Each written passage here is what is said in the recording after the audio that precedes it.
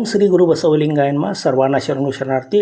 राष्ट्रीय बसव दल भडगावच्या वतीने श्रीमंतिनी मल्लाप्पा कोरी यांच्या प्रथम पुण्यस्मरणानिमित्त लिंगैक्य संस्मरण व बसवपूजा परमपूज्य श्री महान सिद्धेश्वर स्वामीजी यांच्या दिव्य सान्निध्यात श्री शरण शंकर कोरी यांच्या घरी घेण्यात आला.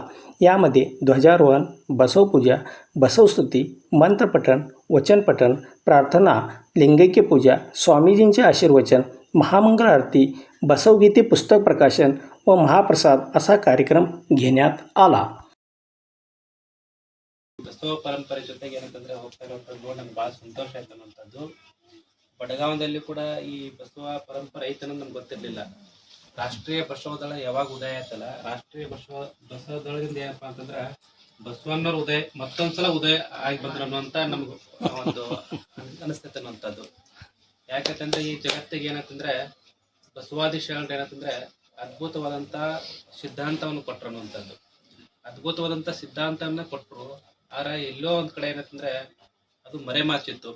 ಆನಂತರ ಏನಂದ್ರೆ ಯಡಿಯೂರು ಸಿದ್ಧಲಿಂಗೇಶ್ವರ ಸ್ವಾಮಿಗಳು ಬಂದ್ರು. ಅವರು ಕೂಡ ಏನಂದ್ರೆ ನೂರೆಂಟು ಏನಂದ್ರೆ ಯುವಕರ ಕರ್ಕೊಂಡು ಏನಂದ್ರೆ ಎಲ್ಲಾ ಕಡೆ ಸಂಚಾರ ಮಾಡಿ ಬಸವಾದಿ ಶರಣರ ತತ್ವ ಸಿದ್ಧಾಂತನ ಪ್ರಚಾರ ಮಾಡುವಂತ ಕಾರ್ಯವನ್ನು ಮಾಡಿದ್ರು ಅನ್ನುವಂಥದ್ದು. ಆ ನಂತರ ದಿನಗಳಲ್ಲಿ ಅಂದ್ರೆ ಲಿಂಗಾನಂದ ಸ್ವಾಮಿಗಳು ಬಂದ್ರು. ಲಿಂಗಾನಂದ ಸ್ವಾಮಿಗಳು ಮುಂಚೆ ಏನಪ್ಪಾ ಅಂತಂದ್ರೆ ಅವ್ರು ಕಮ್ಯುನಿಸ್ಟ್ ತತ್ವದಲ್ಲಿದ್ರು. ಅವರು ಒಂದ್ ದಿವಸ ಏನಾಗಿತ್ತಂದ್ರೆ ಹಿಂಗೆ ನೀವೆಲ್ಲ ಕುತ್ಕೊಂಡು ಹೆಂಗ್ ಭಜನಾ ಮಾಡ್ತಿದ್ರಲ್ಲ, ಹಿಂಗೇನಂತಂದ್ರೆ ಭಜನಾ ಮಾಡ್ತಿದ್ರು ಒಂದ್ ಹಳ್ಳಿನಾಗ. ಭಜನಾ ಮಾಡುವಂತ ಸಂದರ್ಭದಲ್ಲಿ ಒಂದು ಜಾನಪದ ಹಾಡ ಹಾಡ್ತಿದ್ರು. ಏನ್ ಹಾಡ್ತಿದ್ರಪ್ಪ ಅಂತಂದ್ರೆ ಅಲ್ಲಿ ಮಲ್ಲಿಗೆ ಇರುವಾಗ ಮುಳ್ಳ್ಯಾಕ ಮುಡಿತಿ, ಕಲ್ಯಾಣದಾಗ ಬಸವಣ್ಣ ಇರುವಾಗ ಕಲ್ಗ್ಯಾಕ ಕೈ ಮುಗಿತಿ ಅನ್ನುವಂತ ಈ ಜಾನಪದ ಹಾಡನ್ನ ಹಾಡ್ತಾ ಇದ್ರು. ಲಿಂಗಾನಂದ ಅಪ್ಪಗಳು ಏನಂತಂದ್ರೆ ಹಾಡ್ ಹೊಂಟಿದ್ರು. ಇದು ಒಂದು ಹಾಡ ಏನೈತಲ್ಲ, ಅವ್ರ ಏನಂತಂದ್ರೆ ಈ ಹಾಡ ಕೇಳಿ ಅಲ್ಲಿ ನಿಂತ್ಕೊಂಡ್ರು. ಅವ್ರು ಅಲ್ಲೇ ನಿಂತ್ಕೊಂಡ್ ಒಳಗ್ ಬಂದ ಆ ಹಾಡದ ಸಾಹಿತ್ಯ ನೋಡಿದ್ರು. ಈ ಎರಡೇ ಲೈನ್ ಏನಂತಂದ್ರೆ ಎಷ್ಟು ಪರಿವರ್ತನೆ ಆಯ್ತಪ್ಪ ಅಂತಂದ್ರೆ ಇಡೀ ಕಮ್ಯುನಿಸ್ಟ್ ತತ್ವದಕ್ಕೆ ಹೋಗ್ತಾ ಇರುವಂತ ಲಿಂಗಾನಂದ್ರು ಬಸವಾದಿ ಶರಣರು ವಚನಗಳನ್ನ ಓದಕ್ ಸ್ಟಾರ್ಟ್ ಮಾಡಿದ್ರು. ಅವರು ಎಂತ ತತ್ವ ಐತ್ ನೋಡ್ರಿ. ಕಲ್ಯಾಣದಾಗ ಬಸವಣ್ಣ ಇರ್ಬೇಕಾದ್ರೆ ಕಲ್ಲಿಗ್ಯಾಕ ಕೈ ಮುಗಿತಿ, ಕಲ್ಲಿ ಕೈ ಮುಗಿಬೇಡ, ಕಲ್ಯಾಣದಾಗ ಬಸವಣ್ಣ ಅದ ಅಂತಂದ್ರೆ ಬಸವಣ್ಣ ಯಾರು ಇರ್ಬೋದು ಅಂತೇಳಿ ಅವ್ರು ಸ್ಟಡಿ ಮಾಡಕ್ ಹೋದ್ರು. ಸ್ಟಡಿ ಮಾಡ್ತಾ ಅವ್ರ ಧರ್ಮ ಪ್ರಸಾರ ಹೆಂಗ್ ಮಾಡ್ತಾರಪ್ಪ ಅಂತಂದ್ರ ಇವತ್ ನಮ್ಗೆ ಎಲ್ಲಾ ರೀತಿ ಅನುಕೂಲ ಐತಿ. ಅವತ್ತಿನ ಕಾಲ ಹೆಂಗಿತ್ತಪ್ಪ ಅಂದ್ರೆ ಪರಿಸ್ಥಿತಿ, ಅವ್ರ ಟ್ರಂಕ್ ತಗೊಂಡ್ ಹಳ್ಳಿ ತಲೆ ಮೇಲೆ ಟ್ರಂಕ್ ಇಟ್ಕೊಂಡು ಏನಂತಂದ್ರೆ ಹಳ್ಳಿ ಪಾದಯಾತ್ರೆ ಮಾಡ್ಕೋತ ಏನಂತಂದ್ರೆ ರಾಷ್ಟ್ರೀಯ ಬಸವದಳ ಹುಟ್ಟಾಕಿ ಇಡೀ ಮಹಾರಾಷ್ಟ್ರ ಆಗಿರ್ಬೋದು, ಕೇರಳ ಆಗಿರ್ಬೋದು, ತಮಿಳುನಾಡು ಆಗಿರ್ಬೋದು, ಕರ್ನಾಟಕ ಆಗಿರ್ಬೋದು, ಕರ್ನಾಟಕ ಮೂಲೆಯಾಗ ಏನಂತಂದ್ರೆ ರಾಷ್ಟ್ರೀಯ ಬಸವದಳನ್ನು ಪ್ರಾರಂಭ ಮಾಡುವ ಮೂಲಕ ಏನಂತಂದ್ರೆ ಬಸವಾದಿ ಶರಣ ತತ್ವ ಸಿದ್ಧಾಂತಗಳನ್ನ ಅಂದ್ರೆ ಎಲ್ಲಾ ಕಡೆನೂ ಎಲ್ಲಾ ಮನೆಗಳಿಗೆ ಮುಚ್ಚುವಂತ ಕಾರ್ಯವನ್ನ ಲಿಂಗಾನಂದ ಅಪ್ಪಗಳು ಮಾಡಿದ್ರು ಅನ್ನುವಂಥದ್ದು. ಅದೇ ಕಾರ್ಯವನ್ನ ಏನಂದ್ರೆ ಮಾತಾಜಿಯವರು ಮುಂದುವರ್ಸ್ಕೊತ ಬಂದ್ರು ಅನ್ನುವಂಥದ್ದು. ಅದೇ ಕಾರ್ಯವನ್ನು ನೀವೆಲ್ಲ ಏನಂದ್ರೆ ಮುಂದುವರ್ಸ್ಕೊತ ಬರ್ತಾ ಇರೋದು ನೋಡಿ ನಮ್ಗೆ ಬಹಳ ಸಂತೋಷ ಆಯ್ತು. ಒಂದ್ ಕಡೆ ಶರಣ ಹೇಳ್ತಾರೆ, ಲೋಕದಂತೆ ಬಾರರು, ಲೋಕದಂತೆ ಇರರು, ಲೋಕದಂತೆ ಹೂವರು ನೋಡಯ್ಯ. ಭಕ್ತಿಯಂತೆ ಬಪ್ಪರು, ಜ್ಞಾನದಂತೆ ಇಪ್ಪರು, ಮುಕ್ತಿಯಂತೆ ಹೂವರು ನೋಡಯ್ಯ. ನಮ್ಮ ಕೂಡಲ ಶಂಗನ ಶರಣರು ಉಪಮಾತೀತರಾಗಿ ಉಪಮಿಸಬಾರದು ಅಂತ. ನಾವು ನೀವೆಲ್ಲ ಹೆಂಗಪ್ಪ ಅಂತಂದ್ರ ಸುಮ್ನೆ ಬರ್ತೀವಿ, ಸುಮ್ನೆ ಇರ್ತೀವಿ, ಸುಮ್ನೆ ಹೋಗ್ತೀವಿ. ಆದ್ರೆ ಬಸವಾದಿ ಶರಣರು, ಮಹಾತ್ಮರು, ಸಂತರು ಹೆಂಗ್ ಬರ್ತಾರಪ್ಪ ಅಂತಂದ್ರ ಬರ್ಬೇಕಾರ ಭಕ್ತಿಯಂತೆ ಬರ್ತಾರ. ಅವರು ಇರ್ಬೇಕಾರ ಹೆಂಗಿರ್ತಾರಪ್ಪ ಅಂದ್ರ ಜ್ಞಾನದಂತೆ ಇರ್ತಾರ. ಹೋಗ್ಬೇಕಾದ್ರೆ ಹೆಂಗ್ ಹೋಗ್ತಾರಪ್ಪ ಅಂದ್ರ ಯಾವುದೇ ಲವಲೇಶ ಇಲ್ದೇ ಇದ್ದಂಗ ಮುಕ್ತಿ ಅಂತ ಹೋಗ್ತಾರ ಅನ್ನುವಂಥದ್ದು, ಮುಕ್ತಾತ್ಮರಾಗಿ ಹೋಗ್ತಾರ ಅನ್ನುವಂಥದ್ದು. ಆ ನಿಟ್ಟಿನಲ್ಲಿ ಅಂತಂದ್ರೆ ತಾಯಿಯವರು ಕೂಡ ಏನಂತಂದ್ರೆ ಇವತ್ತೊಂದು ಸಂಸಾರ ನಿರ್ವಹಣೆ ಜೊತೆಗೆ ಏನಂತಂದ್ರೆ ಧರ್ಮ ಪ್ರಸಾರದಲ್ಲಿ ಕೂಡ ತಮ್ಮನ್ನು ತಾವು ತೊಡಗಿಸ್ಕೊಂಡಿದ್ರು ಅನ್ನುವಂಥದ್ದು. ಅಂತ ತೊಡಸ್ಕೊಂಡಿದ್ರಿಂದನೇ ನಾವೆಲ್ಲ ಇಲ್ಲೆಲ್ಲ ಸೇರಿದೀವಿ ಅನ್ನುವಂಥದ್ದು. ಹಾಗಾಗಿ ಮನುಷ್ಯನಿಗೆ ಏನ್ ಬೇಕಪ್ಪ ಅಂತಂದ್ರ ಒಂದಿಷ್ಟು ಭಕ್ತಿ ಅನ್ನುವಂಥದ್ದು ಬೇಕಂತನ್ನುವಂಥದ್ದು. ಭಕ್ತಿ ಎದಕ್ಕೆ ಸೋಪಾನಪ್ಪ ಅಂದ್ರ ಮುಕ್ತಿಗೆ ಸೋಪಾನ ಅನ್ನುವಂಥದ್ದು. ಅದಕ್ಕೆ ಬಸವಣ್ಣವ್ರು ಹೇಳ್ತಾರೆ, ಭಕ್ತಿ ಇಲ್ಲ ಬಡವ ನಾಣಯ್ಯ, ಕಕ್ಕೈನ ಮನೆಯಲ್ಲೇ ಬೆಳೆದ್ರೆ, ಚೆನ್ನೈನ ಮನೆಯಲ್ಲೇ ಬೆಳೆದ್ರೆ, ದಾಸೈನ ಮನೆಯಲ್ಲಿ ಬೆಳೆದೆ. ಎಲ್ಲಾ ಪುರಾತರ ನಡೆದು ಭಕ್ತಿಯೇ ಭಿಕ್ಷೆ ನಿಕ್ಕಿದಳೆ, ಎನ್ನ ಪಾತ್ರೆ ತುಂಬಿತ್ತು ಕೂಡಲ ಅಂತ ಹೇಳ್ತಾರೆ. ಅವರು ಬಸವಣ್ಣವ್ರು ಏನಂದ್ರೆ ಮಂತ್ರಿ ಆಗಿದ್ರು. ಕಲ್ಯಾಣದಲ್ಲಿ ಏನಾಗಿದ್ರಿ, ಮಂತ್ರಿ ಆಗಿದ್ರು. ಆದ್ರೆ ಅವ್ರು ಯಾವ ಭಿಕ್ಷೆ ಬೀಳ್ತಾರಪ್ಪ ಅಂತಂದ್ರ ಭಕ್ತಿ ಭಿಕ್ಷೆ ಬೀಳ್ತಾರ ಅನ್ನುವಂಥದ್ದು. ಯಾರ ಕಡೆ ಹೋಗಿ ಬೀಳ್ತಾರೆ ಭಕ್ತಿ ಭಿಕ್ಷೆ ರೀ? ದೊಡ್ಡ ಶ್ರೀಮಂತರ ಕಡೆ ಹೋಗ್ಲಿಲ್ಲ, ರಾಜ ಮಹಾರಾಜ್ ಕಡೆ ಹೋಗ್ಲಿಲ್ಲ. ಎಲ್ಲಿ ಹೋದ್ರು? ಕಕ್ಕೈನ ಕಡೆ ಹೋದ್ರು, ಕರಡೇನ ಕಡೆ ಹೋದ್ರು, ಚೆನ್ನೈನ ಕಡೆ ಹೋದ್ರು. ಯಾಕೆ? ಭಕ್ತಿ ಎಲ್ಲೈತೆ ಅನ್ನೋದು ಗೊತ್ತಿತ್ತು ಅವ್ರಿಗೆ. ಎಲ್ಲಿತ್ತಪ್ಪ ಅಂದ್ರ ಭಕ್ತಿ ಗುಡಿಸಲಲ್ಲಿ ಇತ್ತು. ಭಕ್ತಿ ಗುಡಿಸಲಿನಲ್ಲಿ ಇದ್ದಿದ್ರಿಂದ ಏನಪ್ಪಾ ಅಂದ್ರೆ ಗುಡಿಸಲಿಗೆ ಅವ್ರು ಜೋಳಿಗೆ ಹಾಕೊಂಡು ಹೋದ್ರು. ಜೋಳಿಗೆ ಹೊಡ್ಕೊಂಡು ಏನಂದ್ರೆ ದವಸ ಧಾನ್ಯಗಳನ್ನು ಬೆಳೆದಿಲ್ಲ, ಭಕ್ತಿನೇ ಬೆಳೆದ್ರು. ಬಸವಣ್ಣ ಯಾಕೆ ಅಷ್ಟು ದೊಡ್ಡ ಸ್ಥಾನಕ್ಕೆ ಹೋಗ್ತಾರಪ್ಪ ಅಂತಂದ್ರೆ ಅವ್ರು ಏನಾಗಿದ್ರಪ್ಪ ಅಂದ್ರೆ ಭಕ್ತಿ ಭಂಡಾರ ಆಗಿದ್ರು. ಬಸವಣ್ಣ ಕಲ್ಯಾಣದಲ್ಲಿ ಏನು ಡಿಪಾಸಿಟ್ ಮಾಡಿದ್ರಪ್ಪ ಅಂತಂದ್ರೆ ಭಕ್ತಿನ ಡಿಪಾಸಿಟ್ ಮಾಡಿದ್ರು. ಭಕ್ತಿ ಡಿಪಾಸಿಟ್ ಮಾಡಿದ್ರಿಂದ ಏನಂತಂದ್ರೆ ಬಸವಣ್ಣವರು ಇಷ್ಟು ವಿಶ್ವ ಮಟ್ಟಕ್ಕೆ ಬೆಳೆಯಕ್ಕೆ ಸಾಧ್ಯ ಆಯ್ತು ಅನ್ನುವಂಥದ್ದು. ಮನುಷ್ಯ ಬರ್ಬೇಕಾದ್ರೆ ನಾವು ಏನು ತಗೊಂಡ್ ಬಂದಿರಂಗಿಲ್ಲ, ಹೋಗ್ಬೇಕಾದ್ರೂ ಏನು ಒಯ್ಯಂಗಿಲ್ಲ. ಆದ್ರೆ ಬಂದ್ ಇದ್ದು ಹೋಗುವಂತ ಸಂದರ್ಭ ಐತಲ್ಲ, ಆ ಸಂದರ್ಭದಲ್ಲಿ ಏನಂತಂದ್ರೆ ಒಂದಿಷ್ಟು ಪರೋಪಕಾರಗಳನ್ನು ಮಾಡ್ಬೇಕಿರ್ತಕ್ಕಂಥದ್ದು, ಒಂದಿಷ್ಟು ಪುಣ್ಯ ಕಾರ್ಯಗಳನ್ನು ಮಾಡ್ಬೇಕಿರ್ತಕ್ಕಂಥದ್ದು. ಹೋಗುವಾಗ ಏನಪ್ಪಾ ಅಂದ್ರ ನಾವು ಹಾಕೊಂಡಿರತ್ತ ಭಕ್ತಿಯನ್ನು ಯಾರಿಗೆ ಕೊಡ್ತಾರಪ್ಪ ಅಂದ್ರೆ ಅಕ್ಷಿ ಕೊಡ್ತಾರ ನಮ್ದು. ನಮ್ದೇನಂದ್ರ ಅಂಧ ಸಂಸ್ಕಾರ ಮಾಡಿದ ನಂತರ ಏನಂತಂದ್ರೆ ಕೆಲವ್ರು ಏನಂದ್ರೆ ಹೂಳ್ತಾರ, ಕೆಲವ್ರು ಏನಪ್ಪಾ ಅಂದ್ರೆ ಸುಡ್ತಾರ. ಆ ಬೂದಿ ಎಲ್ಲಿ ಎದರ ಪಾಲಾಗ್ತಪ್ಪ ಅಂದ್ರೆ ಗಂಗೆ ಪಾಲಾಗ್ತದೆ ಅನ್ನುವಂಥದ್ದು. ನಾವು ಹಾಕೊಂಡಿರುವಂತ ಬಟ್ಟೆ ಅಕ್ಷರ ಪಾಲಾಗ್ತಾವ ಅನ್ನುವಂಥದ್ದು. ನಮ್ಮಲ್ಲಿರುವಂತ ಸಂಪತ್ತು ಏನೈತಲ್ಲ ಅದು ಯಾರ ಪಾಲಾಗ್ತದಪ್ಪ ಅಂದ್ರ ಮುಂದ್ ಕುತ್ಕೊಂಡ್ ಅಳ್ತಿರ್ತಾರಲ್ರಿ, ಅವ್ರ ಪಾಲಾಗ್ತದೆ. ಆದ್ರೆ ನಮ್ ಪಾಲ್ ಏನಪ್ಪಾ ಅಂತಂದ್ರ, ನಮ್ ಪಾಲ್ ಯಾವ್ದು ಅಂತಂದ್ರ ನಾವು ಮಾಡಿದಂತ ಪುಣ್ಯ ಐತಲ್ಲ, ಆ ಪುಣ್ಯ ಅನ್ನುವಂಥದ್ದಷ್ಟೇ ನಮ್ ಜೊತೆ ಬರ್ತೈತೆ ಅನ್ನುವಂಥದ್ದು. ಇಲ್ಲಿ ಮತ್ತೆ ಯಾವ್ದೇ ಬರಂಗಿಲ್ಲ. ಯಾಕಂದ್ರೆ ಅಲ್ಲಿ ಸ್ವರ್ಗದಾಗ ಏನೈತಪ್ಪ ಅಂದ್ರ ಟಿಜುರಿ ಇಲ್ಲ ಅಲ್ಲಿ. ನಾವು ಯಾಕೆ ಏನಪ್ಪಾ ಅಂದ್ರೆ ಟಿಜುರಿನೇ ಇಲ್ಲ. ಅವ್ರ ದ್ವಾರಪಾಲಕರು ಅವ್ರ ಲಂಚನ ಕೇಳಂಗಿಲ್ಲ. ಅವ್ರು ಏನು ಕೇಳಂಗಿಲ್ಲ. ಅವ್ರು ಕೇಳೋದು ಏನಪ್ಪಾ ಅಂದ್ರೆ ನಿಮ್ ಭಕ್ತಿ ಅಷ್ಟೇ ಕೇಳ್ತಾರ ಅನ್ನುವಂಥದ್ದು. ನಮ್ಮವ್ರಿಗೆ ಏನಪ್ಪಾ ಅಂತಂದ್ರೆ ಕೆಲಸ ಬೇಡ್ರಿ, ಕೆಲಸ ಬೇಡ, ಹಿಂಗೆ ಪರಿಸ್ಥಿತಿ. ಅದಕ್ಕೆ ಬಸವಣ್ಣವ್ರು ಏನ್ ಹೇಳಿದಾರಪ್ಪ ಅಂತಂದ್ರ ಕಾಯಕವೇ ಕೈಲಾಸ ಅಂತ ತತ್ವ ಹೇಳಿದ್ರು ಅನ್ನುವಂಥದ್ದು. ಶ್ರಮ ಸಂಸ್ಕೃತಿ ಹೇಳಿದ್ರು ಅನ್ನುವಂಥದ್ದು. ಆ ಶ್ರಮ ಸಂಸ್ಕೃತಿಯನ್ನು ಅಳವಡಿಸ್ಕೊಂಡಿದ್ದೆ ಆದ್ರೆ ನಾವು ಈ ರೀತಿಯಾದಂತ ಏನಂತಂದ್ರೆ ಭ್ರಷ್ಟಾಚಾರಕ್ಕೆ ಏನಂತಂದ್ರೆ ಕೈ ಒಡ್ಡಂಗಿಲ್ಲ ಅನ್ನುವಂಥದ್ದು. ಹಾಗಾಗಿ ಬರ್ಬೇಕಾದ್ರೆ ನಾವು ಏನೂ ಇಲ್ದಂಗ ಬಂದಿರ್ತೀವಿ, ಹೋಗ್ಬೇಕಾದ್ರೆ ಏನಪ್ಪಾ ಅಂದ್ರ ಏನೂ ಇಲ್ದಂಗ ಹೋಗ್ತೀವಿ ಅನ್ನುವಂಥದ್ದು. ಆದ್ರೆ ಸುಮ್ಮನೆ ಬಂದು ಸುಮ್ಮನೆ ಹೋಗೋದಾಗಬಾರ್ದು. ಏನಾದ್ರೂ ಒಂದಿಷ್ಟು ಪರೋಪಕಾರಗಳನ್ನು ಮಾಡ್ತಾ ಹೋಗಿದ್ದೆ ಆದ್ರೆ ಏನಂತಂದ್ರೆ ಈ ರೀತಿಯಾದಂಥ ಸ್ಮರಣೋತ್ಸವನ್ನ ಮಾಡ್ತಾರೆ ಅನ್ನುವಂಥದ್ದು. ಸ್ಮರಣೋತ್ಸವ ಉದ್ದೇಶ ಏನಪ್ಪಾ ಅಂದ್ರೆ ಅವ್ರು ಮಾಡಿದಂಥ ಕಾರ್ಯಗಳ ಬಗ್ಗೆ ಒಂದಿಷ್ಟು ಏನಂತಂದ್ರೆ ನಾವು ಒಂದಿಷ್ಟು ಗುಣಗಾನ ಮಾಡುವಂಥದ್ದು, ಅವ್ರು ಹಾಕಿಕೊಟ್ಟಂತ ಮಾರ್ಗದಲ್ಲಿ ನಡೆಯುವಂತ ಒಂದು ಕಾರ್ಯಕ್ರಮ ಆಗಿದೆ ಅನ್ನುವಂಥದ್ದು. ಸತ್ಯ ಗೊತ್ತಾಗಬೇಕಾದ್ರೆ ಒಂದಿಷ್ಟು ನಮ್ಗೆ ಅರಿವು ಜ್ಞಾನ ಭಕ್ತಿ ಬರಬೇಕಾದ್ರೆ ಏನ್ ಮಾಡ್ಬೇಕಪ್ಪ ಅಂದ್ರ ಒಂದಿಷ್ಟು ಚಿಂತನೆಗಳು ಮಾಡ್ಬೇಕಾಗ್ತೈತೆ ಅನ್ನುವಂಥದ್ದು.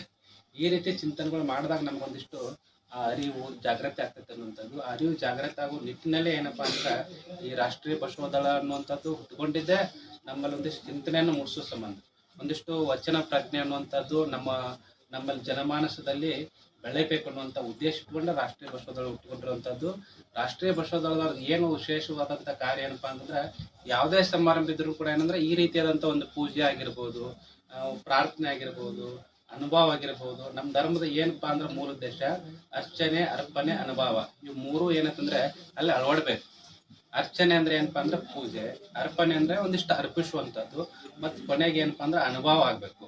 ಈ ಅರ್ಚನೆ, ಅರ್ಪಣೆ, ಅನುಭವ ಇವು ಮೂರು ಆದಾಗ ಏನಪ್ಪಾ ಅಂದ್ರೆ ಅಲ್ಲಿ ಒಂದಿಷ್ಟು ಧರ್ಮ ಅನ್ನುವಂಥದ್ದು ಬೆಳಿತೈತೆ ಅನ್ನುವಂಥದ್ದು.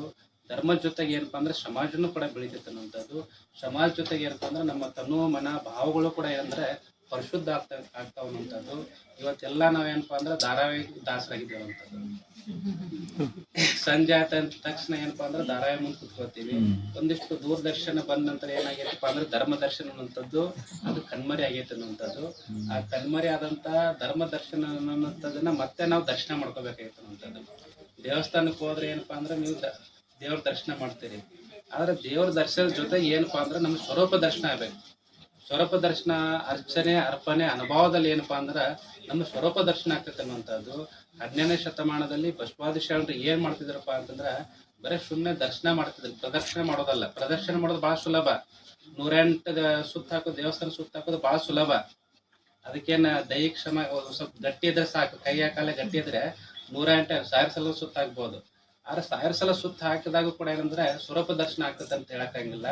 ಸ್ವರೂಪ ದರ್ಶನ ಆಗ್ಬೇಕಂದ್ರೆ ಏನ್ ಮಾಡ್ಬೇಕಪ್ಪ ಅಂದ್ರೆ ದಿನನಿತ್ಯ ನಾವೇನಂತಂದ್ರೆ ಲಿಂಗಾರ್ಚನೆ ಮಾಡ್ಬೇಕಾಗ್ತೈತೆ ಅನ್ನೋಂಥದ್ದು. ಲಿಂಗಾರ್ಚನೆ ಮಾಡ್ತಾ ಏನಪ್ಪ ಅಂದ್ರೆ ದೃಷ್ಟಿ ಧ್ಯಾನ ಮಾಡ್ಬೇಕಾಗ್ತೈತೆ ಅನ್ನೋಂಥದ್ದು. ಲಿಂಗದ ಮೂಲಕ ಏನಂತಂದ್ರೆ ಲಿಂಗಾರ್ಚನೆ ಮಾಡ್ತಾ ಅಂದ್ರೆ ದೃಷ್ಟಿ ಧ್ಯಾನ ಮಾಡ್ತಾ ಹೋದಾಗ ಏನಪ್ಪಾ ಅಂದ್ರೆ ಸ್ವರೂಪ ದರ್ಶನ ಆಗ್ತೈತೆ ಅನ್ನೋಂಥದ್ದು. ಅದು ಸ್ವರೂಪ ದರ್ಶನ ಅಂದ್ರೆ ಏನಪ್ಪಾ ಅಂದ್ರೆ ನಮ್ಮ ದರ್ಶನ ಅಂತ. ಆ ಸ್ವರೂಪ ದರ್ಶನದಿಂದ ಏನಪ್ಪಾ ಅಂತಂದ್ರ ಇಡೀ ನಮ್ಮ ಜೀವನ ಅನ್ನುವಂಥದ್ದು ಏನಂತಂದ್ರೆ ಜ್ಞಾನೋದಯ ಆಗ್ತೈತೆ ಅನ್ನುವಂಥದ್ದು. ಹಾಗಾಗಿ ಮನುಷ್ಯನಿಗೆ ಏನ್ ಬೇಕಪ್ಪ ಅಂತಂದ್ರ ಒಂದಿಷ್ಟು ಸಮಯನ ನಾವೇನಂತಂದ್ರೆ ಧರ್ಮಕ್ಕೆ ಮೀಸಲಿಡಬೇಕು ಅನ್ನುವಂಥದ್ದು. ನಮ್ಮ ಆಹಾರದ ಒಂದು ಅಂಶ ಏನಂತಂದ್ರೆ ದಾಸೋಹ ಮಾಡ್ಬೇಕು ಅನ್ನುವಂಥದ್ದು. ನಮ್ಮ ಸಮಯದ ಒಂದು ಅಂಶ ಏನಪ್ಪಾ ಅಂದ್ರೆ ಧರ್ಮಕ್ಕೆ ಮೀಸಲಿಡಬೇಕು ಅನ್ನುವಂಥದ್ದು. ಆ ಮೀಸಲಿಟ್ಟು ಏನ್ ಮಾಡ್ಬೇಕಪ್ಪ ಅಂತ ಆಗ್ತದಂದ್ರೆ ಇಂಥ ಕಾರ್ಯಗಳೇನಂತಂದ್ರೆ ನಮ್ಮ ಜೀವನ ಉದ್ದಕ್ಕೂ ಮಾಡ್ಕೋತ ಹೋದಾಗ ಏನಂತಂದ್ರೆ ನಮ್ಮ ಜೀವನ ಅನ್ನೋಂಥದ್ದು ಸಾರ್ಥಕ ಆಗ್ತೈತೆ ಅನ್ನೋಂಥದ್ದು. ಮನುಷ್ಯ ಏನಂದ್ರೆ ಭಗವಂತ ಒಂದೊಂದು ಕುರು ಕೊಟ್ಟಿರ್ತಾನೆ. ಕುರು ಕೊಟ್ಟರು ನಾವೇನಂದ್ರೆ ಜಾಗ್ರತೆ ಆಗಂಗಿಲ್ಲ. ನಾವೆಲ್ಲ ಊಟ ಮಾಡ್ಬೇಕಾದ್ರೆ ಏನು ಮಾಡ್ತೀವಪ್ಪ ಅಂತಂದ್ರೆ ಫಸ್ಟ್ ಏನು ಹೋಳಿಗೆ ಹುಗ್ಗಿ ಎಲ್ಲ ಬಡಿಸ್ಕೊತ ಬರ್ತೀವಿ. ಹೋಳಿಗೆ ಹುಗ್ಗಿ ಅನ್ನ, ಹೋಳಿಗೆ ಹುಗ್ಗಿ ಚಪಾತಿ ಪಲ್ಯ ಎಲ್ಲ ಬಡಿಸ್ಕೊತ ಬರ್ತೀವಿ. ಕೊನೆಗೆ ಯಾವ್ದು ಬರ್ತೈತೆ ರೀ? ಅನ್ನ ಬರ್ತೈತಿ. ಅನ್ನ ತಂದು ನೀಡಂದ್ರೆ ಇಲ್ಲಿ ಮುಗಿತಂತ ಊಟ. ಹಂಗೆ ತಲೆಯಾನ ಕೂದಲು ಬೆಳ್ಳಗೆ ಆಯ್ದು ಅಂದ್ರೆ ಇಲ್ಲಿ ಮುಗಿತಂತ ನಾವು ಅನ್ಕೊಳಂಗಿಲ್ಲ. ಮತ್ತೇನು ಮಾಡ್ತೀವಿ? ಕಲರ್ ಹಾಕ್ತೀವಿ. ಕಲರ್ ಹಾಕೊಂದೇನೋ ನಾವು ಮರೆ ಜನರು ಮರೆ ಮಾಚ್ಬೋದು, ಭಗವಂತನ ಮರೆ ಮಾಚಾಕ್ತೈತೆ ಮಾಚಕ್ಕಾಗಿಲ್ಲ. ನಾವು ಊಟ ಮಾಡ್ಬೇಕಾದ್ರೆ ಹೆಂಗೆ ಏನೇನು ಬಡಿಸ್ಕೊತೀವಿ, ಹೋಳಿಗೆ ಹುಗ್ಗಿ ಎಲ್ಲ ಬಡಿಸ್ಕೊಂತ ಕೊನೆಗೆ ಅನ್ನ ಬರ್ತೈತಿ. ಹಂಗೆ ಏನಪ್ಪಾ ಅಂದ್ರೆ ಒಂದು ಸ್ವಲ್ಪ ಕಲ್ಯಾಗಿ ಕೂದಲು ಬೆಳಗ್ಗೆ ಹೋದಾಗ ನಾವು ಅರ್ಥ ಮಾಡ್ಕೋಬೇಕು, ಇಲ್ಲಿಗೆ ನಮ್ಗೆ ಮುಗೀತಂತ ಹೇಳ್ಬಿಟ್ಟು. ಹಂಗೆ ಜಗತ್ನಾಗ ಏನಪ್ಪಾ ಅಂದ್ರೆ ಬಸವಣ್ಣ ಮಾತಾಡ್ತಾರ, ಬಾರದು ಬಪ್ಪದು ಬಪ್ಪದು ತಪ್ಪದು ಅಂತ ಹೇಳ್ತಾರ.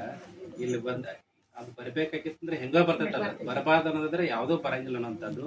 ಹಾಗಾಗಿ ಬರ್ಬೇಕಾದ್ರೆ ನಾವು ಏನೂ ತಗೊಂಡ್ ಬಂದಿಲ್ಲ, ಹೋಗ್ಬೇಕಾದ್ರೂ ಏನು ಹೋಗಿಲ್ಲ. ಹೋಗ್ಬೇಕಾದ್ರೆ ಏನಪ್ಪಾ ಅಂದ್ರೆ ಒಳ್ಳೇದು ಕೆಟ್ಟದ್ದು ಎಡ ಹೋಯ್ತೀವಿ ಅನ್ನೋಂಥದ್ದು. ಯಾಕೆ ಹೇಳ್ತಿದ್ದೇನಪ್ಪಾ ಅಂತಂದ್ರ ಭಗವಂತ ಎಲ್ಲಾನು ನಿರ್ಮಾಣ ಮಾಡಿದಾನೆ. ಆಕಾಶ, ಗಾಳಿ, ಮಳಿ, ಬೆಳಕು ಎಲ್ಲ ನಿರ್ಮಾಣ ಮಾಡಿದಾನೆ. ಇಲ್ಲಿ ನಮ್ಗೆ ಅನುಭವಿಸಕ್ ಅಷ್ಟ ಅವಕಾಶ ಐತಿ, ಒಯ್ಯಕ್ ಅವಕಾಶ ಇಲ್ಲ. ಆ ಪುಣ್ಯ ಅನ್ನುವಂಥ ಬಿಲ್ಲನ್ನು ಕಟ್ಟಿದಾಗ ಮಾತ್ರ ನಮ್ಗೆ ಬಿಡುಗಡೆ ಐತಿ, ಇಲ್ಲದೆ ಆದ್ರೆ ಮೋಕ್ಷ ಇಲ್ಲ ಅನ್ನುವಂಥದ್ದು. ಹಾಗಾಗಿ ಜೀವನ ತುಂಬ ನಾವು ಏನಂದ್ರೆ ಒಂದಿಷ್ಟು ಸತ್ಕಾರ್ಯಗಳನ್ನ ಮಾಡ್ತಾ ಏನಂದ್ರೆ ನಮ್ಮ ಜೀವನವನ್ನು ಸಾರ್ಥಕ ಮಾಡ್ಕೊಳ್ಳುವಂಥದ್ದು. ಬಸವಾದಿ ಶರಣರ ತತ್ವ ಸಿದ್ಧಾಂತದ ತಳದಲ್ಲಿ ತಾವೆಲ್ಲ ಏನಂತಂದ್ರೆ ಜೀವನ ಮಾಡ್ತಾ ಇರೋದು ನೋಡಿ ನಮ್ಗೆ ಭಾಳ ಸಂತೋಷ ಆಯ್ತು ಅನ್ನೋಂಥದ್ದು. ಶರಣರ ತತ್ವಗಳು ಏನಪ್ಪಾ ಅಂದ್ರೆ ಎಲ್ಲ ಕಡೆ ಏನಂದ್ರೆ ಪ್ರಸಾರ, ಎಲ್ಲ ಕಡೆ ಅಂದ್ರೆ ಅದು ಬೆಳಿಬೇಕು ಅನ್ನುವಂಥದ್ದು.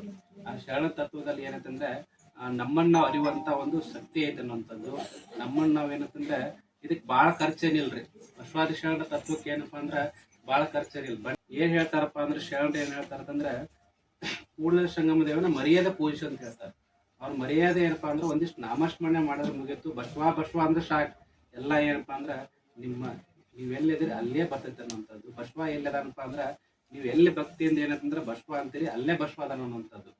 ಬಸವ ಅನ್ನುವಂಥದ್ದು, ಶಿವ ಅನ್ನುವಂಥದ್ದು, ಭಗವಂತ ಅನ್ನುವಂಥದ್ದು ಅವ್ರು ಎಲ್ಲಿದಾರಪ್ಪ ಅಂದ್ರೆ ನಾವು ಎಲ್ಲಿ ಭಕ್ತಿಯಿಂದ ನೆನೆಸ್ತೀವಲ್ಲ ಅಲ್ಲೇ ಏನಂತಂದ್ರೆ ಅವಾಗ ಅದಾರ ಅನ್ನುವಂಥದ್ದು. ಹಾಗಾಗಿ ಬಸವಾದಿ ಶರಣರ ತತ್ವ ಸಿದ್ಧಾಂತಗಳು ಏನಂತಂದ್ರೆ ಇನ್ನೂ ಹೆಚ್ಚು ಏನಂತಂದ್ರೆ ಎಲ್ಲ ಕಡೆ ಒಬ್ಬುವಂತ ಏನಂತಂದ್ರೆ ವಾತಾವರಣ ನಿರ್ಮಾಣ ಮಾಡ್ಬೇಕನ್ನುವಂಥದ್ದು. ಇವತ್ತು ಇವರೆಲ್ಲ ಏನಂತಂದ್ರೆ ಅವ್ರ ತಾಯಿ ಅವ್ರ ಮಕ್ಕಳದಂತ ಎಲ್ಲ ಏನಂತಂದ್ರೆ ಒಳ್ಳೆಯ ಒಂದು ಕಾರ್ಯಕ್ರಮ ಮಾಡಿದಾರೆ ಅನ್ನುವಂಥದ್ದು. ಇದೇ ರೀತಿಯಾದಂತ ಏನಂತಂದ್ರೆ ಕಾರ್ಯಕ್ರಮಗಳನ್ನ ಹೆಚ್ಚು ಮಾಡ್ತಾ ಬರ್ರಿ ಅನ್ನುವಂಥದ್ದು. ನಿಮ್ ಜೊತೆಗೆ ನಾವೆಲ್ಲ ಏನಂತಂದ್ರೆ ನೀವು ಯಾವ ಕಾರ್ಯಕ್ರಮ ಕರೆದ್ರು ನಾವು ಬರ್ತೀವಿ ಅನ್ನೋಂಥದ್ದು. ಯಾಕಂದ್ರೆ ಧರ್ಮದ ಕೆಲಸ ಐತಿ, ಧರ್ಮದ ಕೆಲಸ ನೀವು ಸೇರೆ ಮಾಡ್ಬೇಕು. ಈಗ ಒಂದ್ ಕೈಯಲ್ಲಿ ಚಪ್ಪಾಳೆ ಆಗಂಗಿಲ್ಲ, ಭಕ್ತರು ಸೇರ್ಬೇಕು, ಗುರುಗಳು ಸೇರ್ಬೇಕು. ಇಬ್ರು ಶೇರ್ ಮಾಡಿದಾಗ ಏನಪ್ಪಾ ಅಂದ್ರೆ ಇಂಥ ಪುಣ್ಯವಾದಂತ ಕೆಲಸ ಆಗುತ್ತೆ ಅನ್ನೋಂಥದ್ದು. ನಾವೇನಂತಂದ್ರೆ ನಮ್ದು 24 ತಾಸು ಏನಪ್ಪಾ ಅಂದ್ರೆ ಉಣ್ಣೋದು ಉಡೋದು ಇದ್ರಾಗ ಇದ್ದೇ ಇರ್ತೈತಿ. ಅದ್ರ ಜೊತೆಗೆ ಏನಪ್ಪಾ ಅಂದ್ರೆ 1 ಗಂಟೆ ಏನಂತಂದ್ರೆ ಇಂಥ ಧರ್ಮದ ಕೆಲ್ಸಕ್ಕೆ ನಾವು ಮೇನ್ ತೆಗೆದಿಡ್ಬೇಕಾಗುತ್ತೆ ಅನ್ನೋಂಥದ್ದು. ಯಾಕಂದ್ರೆ ಇಂಥ ಪರೋಪಕಾರಕ್ಕೆ ತೆಗೆದಿಟ್ಟಾಗ ಏನಪ್ಪಾ ಅಂದ್ರೆ ನಮ್ಗ ಪುಣ್ಯ ತರ್ತೈತೆ ಅನ್ನೋಂಥದ್ದು. ಯಾರು ಧರ್ಮದ ಮಾರ್ಗದಲ್ಲಿ ಇರ್ತಾರಲ್ಲ ಅವ್ರು ಏನಂತಂದ್ರೆ ರಾಜಮಾರ್ಗ ಅದ. ಧರ್ಮದ ಮಾರ್ಗ ಎಂತ ಮಾರ್ಗಪ್ಪ ಅಂದ್ರೆ ರಾಜಮಾರ್ಗ. ಅಲ್ಲಿ ರಾಜಮಾರ್ಗದಾಗ ಯಾವ ಭೀತಿ ಇರಂಗಿಲ್ಲ, ನಿರ್ಭೀತಿಯಿಂದ ಏನಂತಂದ್ರೆ ನಾವು ಹೋಗ್ಬೋದು ಅನ್ನೋಂಥದ್ದು. ಹಾಗಾಗಿ ಮುಂದಿನ ದಿನಗಳು ಏನಂತಂದ್ರೆ ಇನ್ನೂ ಹೆಚ್ಚು ಏನಂತಂದ್ರೆ ಇಂಥ ಮನೆಯಲ್ಲಿ ಮಾಮನೆ ಕಾರ್ಯಕ್ರಮ ಆಗಿರ್ಬೋದು, ಬೇರೆ ಬೇರೆ ಎಲ್ಲ ಕಾರ್ಯಕ್ರಮಗಳನ್ನು ಮಾಡುವಂತ ಒಂದು ಪ್ರಮೇಯನ ಇಟ್ಟುಕೊಂಡು ಏನಂತಂದ್ರೆ ಈ ಬಸವಾದಿ ಶರಣರ ತತ್ವ ಸಿದ್ಧಾಂತನ ಬೆಳೆಸುವಂತ ಕಾರ್ಯ ನಾವೆಲ್ಲ ಶೇರ್ ಮಾಡೋಣ ಅನ್ನುವಂಥದ್ದು. ಮೊನ್ನೆನೂ ಕೂಡ ಒಂದು ವಾರ ಇಲ್ಲಿ ಪೋಸ್ಟ್ ಇಟ್ಕೊಂಡಿದ್ರು. ತಾವೆಲ್ಲ ನಮ್ಮನ್ನೂ ಕಷ್ಟಿದ್ರು, ಅವ್ರು ಉದ್ಘಾಟನೆ ದಿವಸ ತಾವೆಲ್ಲ ಸೇರಿದ್ರು ಅನ್ಕೊಂಡಿದ್ದೀನಿ. ಇಂಥ ಕಾರ್ಯಕ್ರಮ ಅಂದ್ರೆ ತಿಂಗಳ ಒಂದು ಶರಣ ಸಂಗಮ ಕಾರ್ಯಕ್ರಮ, ಮನೆಯಲ್ಲೇ ಮಾಮನೆ ಕಾರ್ಯಕ್ರಮ, ಈ ರೀತಿಯ ಒಂದು ಹೊಸ ಕಾರ್ಯಕ್ರಮ ಮಾಡ್ಕೋತ ಏನಪ್ಪಾ ಅಂತಂದ್ರೆ ಈ ತತ್ವನ ಬೆಳೆಸುವಂತ ಕೆಲಸ ಮಾಡೋಣ ಅನ್ನುವಂಥದ್ದು. ನಾವು ಫಸ್ಟ್ ಆಗಿ ಹೇಳ್ತೀನಿ, ನಾವೇನೂ ನಿರೀಕ್ಷೆ ಮಾಡಂಗಿಲ್ಲ. ಕುತ್ಕೊಂಡು ಏನಪ್ಪಾ ಅಂದ್ರೆ ನೀವು 4 ಚಿಂತನೆ ಕೇಳೋ ಸಾಕು ಅಷ್ಟೇ. ನಮ್ದೇನಂದ್ರೆ ಅರ್ಪಣೆ ಅನುಭವ ಇಷ್ಟು ಕೆಲಸ ಆದ್ರೆ ಸಾಕು. ಆಟೋಮೆಟಿಕ್ ಏನಪ್ಪಾ ಅಂದ್ರೆ ತತ್ವ ಅನ್ನುವಂಥದ್ದು ಬೆಳೀತೈತೆ ಅನ್ನುವಂಥ ಇಟ್ಕೊಂಡು ತಾಯಿಯವರ ಆತ್ಮಕ್ಕೆ ಶಾಂತಿ ಸಿಗಲಿ ಅಂತೇಳಿ ನನ್ನ 2 ಮಾತು ಮುಗಿಸುತ್ತೀನಿ.